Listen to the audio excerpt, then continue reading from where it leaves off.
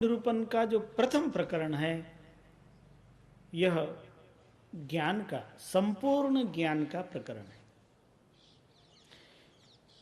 इस ग्रंथ में सर्वप्रथम जो उपदेश दिया जा रहा है, यह उत्तमाधिकारी को दिया जा रहा है। उपदेश जो एकदम उत्तम अधिकारी है, जिसको एक बार कहा वो समझ गया, जिसको बार बार कहने की जरूरत नहीं पड़ती, ऐसे उत्तमाधिकारी को यह दिया जाने वाला उपदेश है। जब यह बात समझ में नहीं आई, तब इसके बाद की प्रक्रिया फिर चलाई जाती है, वह और समझाने के लिए। आप कभी उपनिषद ग्रंथों को देखो तो उपनिषद ग्रंथ में ग्रंथ की शुरुआत करते हुए एक मंत्र बोलते हैं, ओम पूर्णमदः पूर्णमिदं पूर्णात् पूर्णमुदच्यते पूर्णस्य पूर्णमादाय पूर्णमेवावशिष्यते। इतने में ही सारा ज्ञान आ गया, इतने में ही। जिसको इतना समझ में आया उसको आगे के उपनिषद की जरूरत नहीं, जो इतने में समझ ले। और जो इतने में न समझे, फिर उसके लिए उपनिषद की आगे ऋचाएं हैं, आगे मंत्र हैं, क्योंकि वो पहले सूत्र में समझ नहीं पाया। तब फिर उसके लिए एक सूत्र, फिर वो सूत्र को नहीं समझ पाया, फिर दूसरा सूत्र, फिर उसमें नहीं समझ पा रहा है, फिर तीसरा सूत्र, फिर ये बढ़ाया जा रहा है। ज्ञान तो इतने में ही है।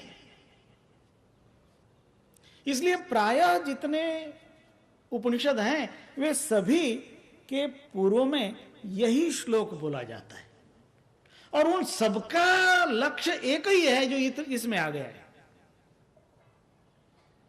चाहे वो ईशावास्य उपनिषद हो, चाहे कठ हो, चाहे केन, प्रश्न, मुंड, मांडुक्य, ऐतरेय, तैतरीय, छांदोग्य, बृहदारण्यक, चाहे जो हो, उन सभी का उद्देश्य तो पहले ही इस सूत्र में आ गया है। और वो पहला सूत्र है उत्तमाधिकारी के लिए। यहां पर भी सद्गुरु उत्तमाधिकारी को लक्ष्य करके यह धर्मदास जी प्रश्न कर रहे हैं। पहले उनके प्रश्न उत्तमाधिकारी के प्रश्न हैं, और बाद में जो उन्होंने प्रश्न किए हैं वो अपने लिए नहीं किए। बाद में उन्होंने कहा कि मान लो कि कोई इस बात को न समझे और उसे फिर जानना है, तो उसे क्या करना चाहिए। तब एक सीढ़ी नीचे उतरकर फिर उपदेश दिया है। सदगुरु कबीर साहब ने सामान्य से सामान्य व्यक्ति तक पहुंचने की कोशिश की है, उच्चतम कक्षा से। कुछ व्यक्ति ऐसे होते हैं जो विहंगम मार्ग से चलते हैं, उड़ गए, पंख फड़फड़ाए कि पेड़ के शिखर पर पहुंच गए। कुछ ऐसे होते हैं वो बंदर की तरफ उछल कर चले जाते हैं।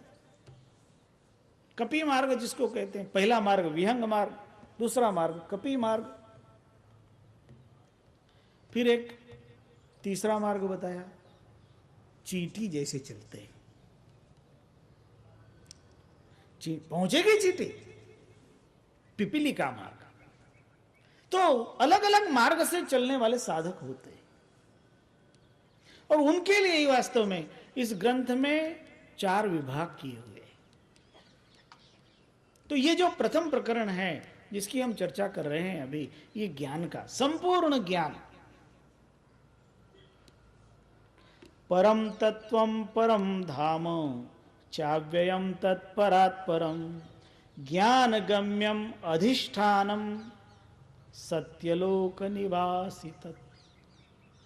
वह जो परम तत्व है, जो निह अक्षर तत्व है, वह वास्तव में सत्य में ही प्रतिष्ठित रहता है, कायम सत्यलोक में रहता है, सत्यलोक निवासी। और जो निरंतर सत्यलोक में, निरंतर सत्य में प्रतिष्ठित है, जिसको ज्ञान के द्वारा समझा जा सकता है, लेकिन जो सबका अधिष्ठान है। अधिष्ठान मतलब आधार, आधारोधिष्ठानम। अधिष्ठान मतलब आश्रय, जो सबका आश्रय हो, जिसके कारण ही वास्तव में यह ब्रह्मांड निश्रित हुआ है। और जो परम धाम है, जो परम तत्व है, जो परात्पर है, इतने सारे विशेषण उसको दे दिए। और उस सत्यलोक निवासी जो हो, उसी का नाम सत्य पुरुष है। सदगुरु रामस्वरूप दास जी महाराज और उनके गुरुदेव सदगुरु शांतिदास जी महाराज, उन्होंने काशी में एक कबीर कीर्ति मंदिर नाम की संस्था की स्थापना कराई। तो वहां पर उन्होंने वैदिक मंत्र जैसे सदगुरु की उपासना के मंत्र का निर्माण करवाया। उसमें वहां उन्होंने लिखवाया है, ओम सत्य पुरुषाय विद्महे। सत्य पुरुष वह सत्यलोक निवासी है, वही सत्य पुरुष है, वही अविनाशी है। परम तत्व परते परे, अविनाशी पर धाम, अधिष्ठान सतलोक वस, ज्ञान गम्य निहकाम। ये उस श्लोक का दोहे में रूपांतर है। और उस तत्व को समझना है, उस तत्व को जानने के लिए अनेक मनीषियों ने तरह तरह से समझाने की कोशिश की। यदि आप श्रीमद् शंकराचार्य द्वारा विरचित विवेक चूड़ामणि की बात लें, विवेक चूड़ामणि भी बड़ा सुंदर ग्रंथ है, और जिसे भी थोड़ी ज्ञान की पिपासा है, उसे ऐसे ऐसे ग्रंथों का मनन करना चाहिए, स्वाध्याय करना चाहिए। उन स्वाध्याय करने लायक ग्रंथों में ये विवेक चूड़ामणि ग्रंथ है। महाराष्ट्र में एक महापुरुष हुए हैं संत ज्ञानेश्वर जी। उन्होंने भी उसी कोटि का एक ग्रंथ लिखा है जिसका नाम है अमृतानुभव। और वो भी जिसे अनुभव क्षेत्र में कुछ लाभ लेना है, उसे उसके द्वारा लाभ मिल सकता है। महापुरुषों ने जगह जगह तत्व को समझाने की कोशिश की है। अब व्यक्ति की अपनी पहुंच होती है, वो कितना कहां तक पहुंच सकता है। तो भगवान शंकराचार्य उस परम तत्व के चिंतन के बारे में कहते हैं कि उस तत्व को यदि समझना है तो व्यक्ति को व्यवस्थित विचार करना पड़ेगा, जो गुरु द्वारा प्राप्त होगा।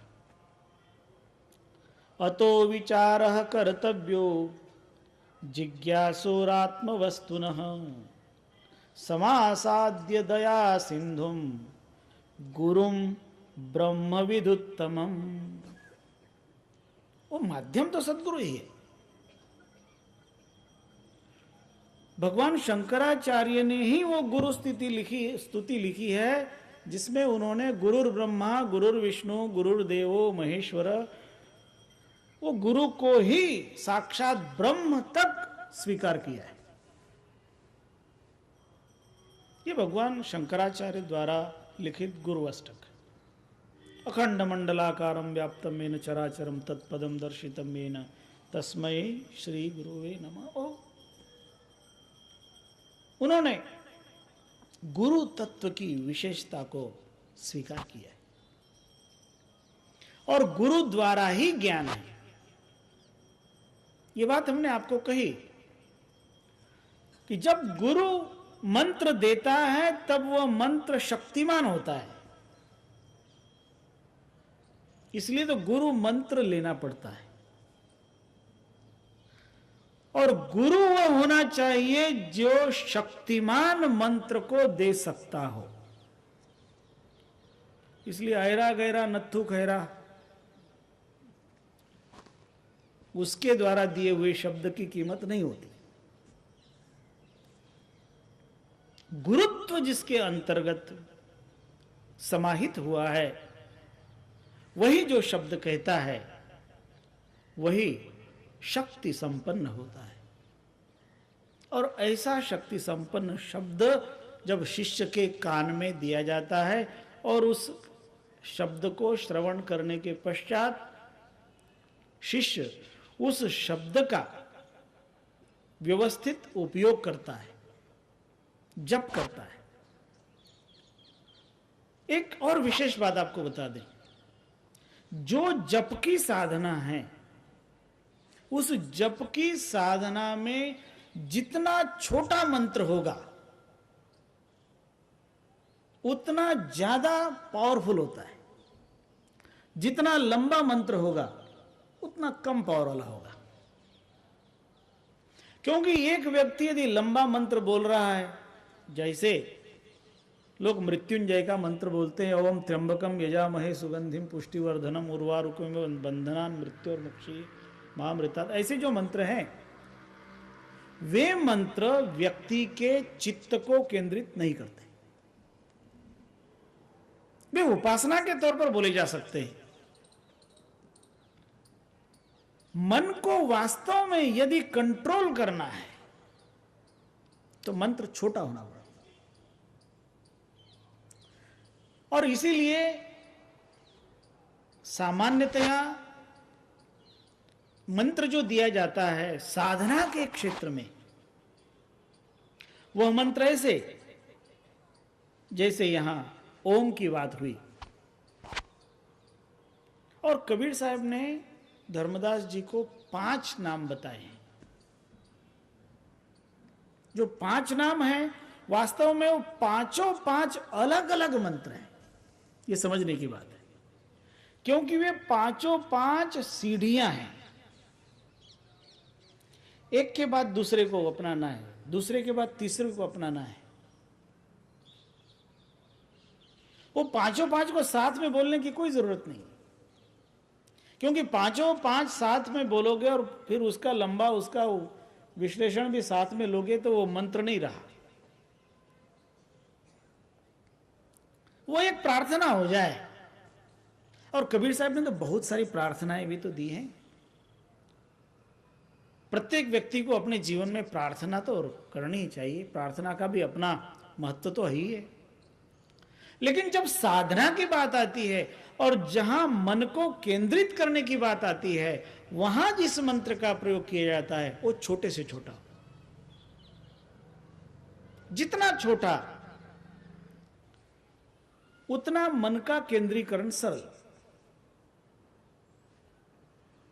आप यदि आपने हिप्नोटिज्म के बारे में पढ़ा हो या सुना हो या जाना हो तो उसमें यह देखने में आता है कि एक व्यक्ति अपनी दृष्टि को केंद्रित करने के लिए दीवार पर एक बिंदु का चिन्ह बना देता है, एक बिंदु, और फिर अपनी दृष्टि को उस बिंदु पर केंद्रित करता है। पहले वो बिंदु पर केंद्रित ना हो तो बड़ा बिंदु बना देता है, बड़ा गोला हो, फिर बड़े गोले में से छोटा छोटा छोटा छोटा करते जाता है। और जब एकदम छोटे बिंदु पर उसकी दृष्टि केंद्रित हो, जैसे अर्जुन को मात्र पक्षी की आंख दिखाई पड़ती थी, तब उसका लक्ष्य सिद्ध होता है। जिसको पूरा पेड़ दिखाई पड़े वो बाण चलाएगा तो जाएगा कहां? वहां केंद्रित नहीं है। केंद्रित करने के लिए पॉइंट छोटे से छोटा होना चाहिए। और इसी तरह से साधना के क्षेत्र में भी छोटे से छोटा मंत्र उपयोग में लिया जाता है। उस साधना के बारे में अपने कल सुबह की कथा में उसका थोड़ा सा विवेचन करके किस तरह से उसे करना ये भी समझाएंगे। आज तो मात्र विवेचन रूप आपको समझा रहे हैं। तदेवास्त्यजरन् नाम दृढ़ीभूता जपन्ति वै